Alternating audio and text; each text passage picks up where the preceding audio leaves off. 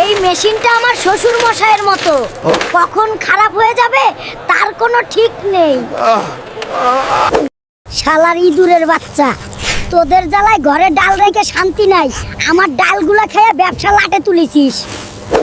আগে যদি জানতাম শ্বশুর বাড়ির এই অবস্থা, তাহলে শ্বশুরের মেয়েকে কোনোদিন প্রেম করে বিয়ে করতাম না। বন্ধুরা, ভিডিওটি ভালো লাগলে লাইক দিন এবং অনুরোধ রইল ভিডিওটি শেষ পর্যন্ত দেখার। মাথায় হেলমেট নাই চান্দু, তোর আজ কোনো মাপ নেই। স্যার, মাথায় হেলমেট পরলে বুদ্ধি কমে যায়, তাই হেলমেট খুলে বাড়ি রেখে এসেছি। ভাইরে ভাই, আমার ঘরে কি লাইট জ্বলে না কোনো মিল কারখানা চলে? বিল দেখে তো তাই মনে হচ্ছে। ও চাচা, আর কত মাছকে পানি খাওয়াবেন? এর চেয়ে খরিদারদের মাছের বদলে পানি দিলেই তো হয়। জীবনেও শুনি নাই শ্বশুর বাড়ি যেতে হলে মশা নিয়ে যেতে হয়। এবার চুপ করে মশাটি নিয়ে হাঁটো। ও শ্বশুর আব্বা, এই দেখ কত বড় মশা নিয়ে আসছি, এখান থেকে মশার ডিম ভাজি করে খাবা। শালা জামাই বেটা, কই কি? দোকানদারের বাচ্চা চারা কিনতে গেলে বলে বাম্পার ফসল হবে, এখন দেখি দোকানদার ইয়া বড় বাস দিছে আমার। এই মোরগের বাচ্চা, ডিমটা কোথায় রাখছিস বল, না হলে তোকে চিকেন বিরিয়ানি বানাবো।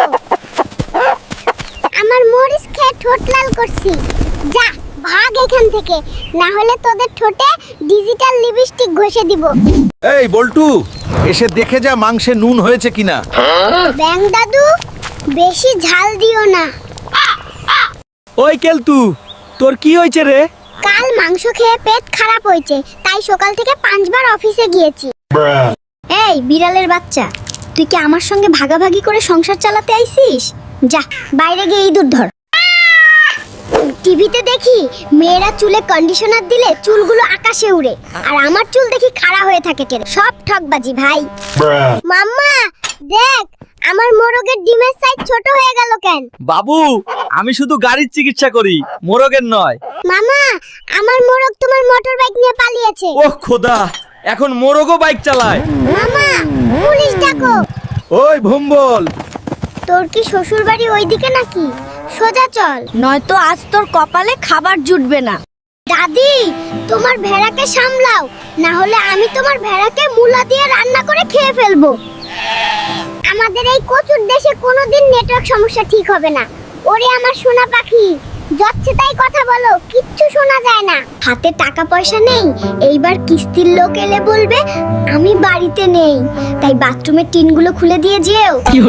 ও দাদু, দেখো কত বড় কচ্ছপ পেয়েছি, তোমার বউকে বলো তেল মশলা দিয়ে রান্না করতে।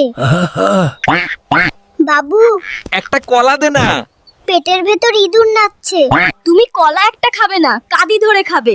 ও দাদি, বাজার থেকে সবচেয়ে বড় লাউ নিয়ে এসেছি, দাম মাত্র 80,000 টাকা। ওরে বাবা, লাউয়ের এত দাম! লাউ ডাল, লাউ ভাজি আর লাউয়ের পায়েস রান্না করবে, আমি সব খাবো আজ।